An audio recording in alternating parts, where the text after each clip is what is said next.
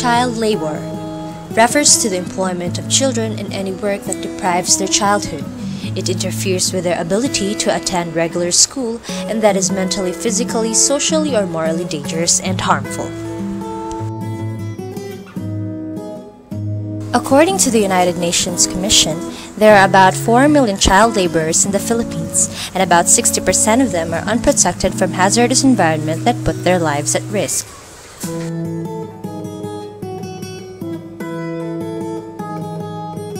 Here are some interviews with these child laborers. Dante Campolon is 14.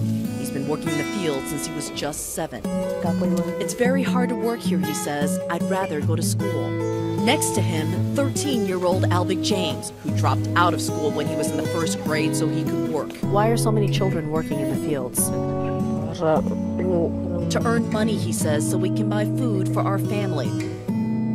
It is frightening to see these children become morally deprived because of such dire reasons. We can save them through the government's help. Here are some laws made against child labor.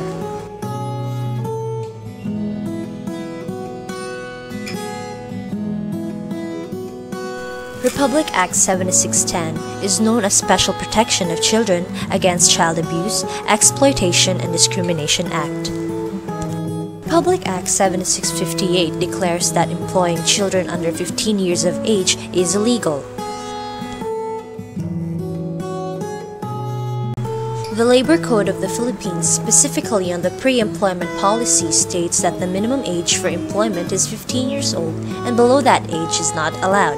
Persons of age 15 to 18 can be employed given that they work in non-hazardous environments. The Kasambahay Law of 2013 also declares that it is illegal to hire a babysitter or cook, household keeper, or domestic worker who is under 15 years of age.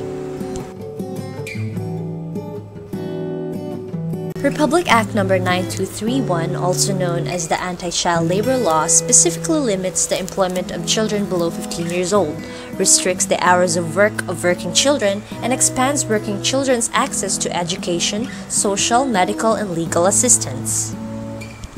Here are the views of two Hosanyans about the issue. In my view, it is not right for a child to carry the responsibility of him or herself just because no one around him or her can do so. At their stage, they should be playing around the grounds with the others instead of being around people just to be able to sell their goods and services. They should be learning how to read and write in schools instead of just seeing these goods from afar as they walk in the streets with one of their feet in the grave. Making them work for a living ceases them to see the world in the way they should at their age. If we really believe that the children are our future, we must value them not because of the innocence we can use against them, but because of the potentials we can see that will help us make a better world.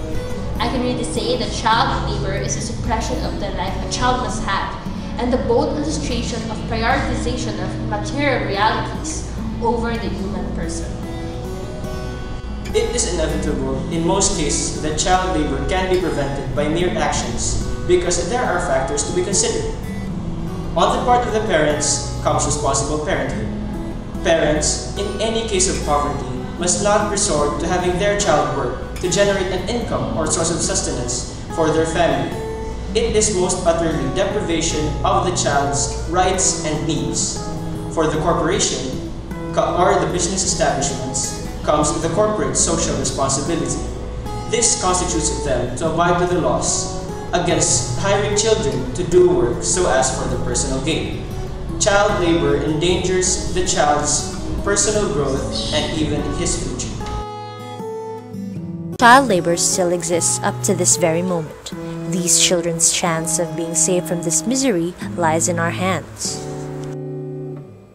Are you willing to help?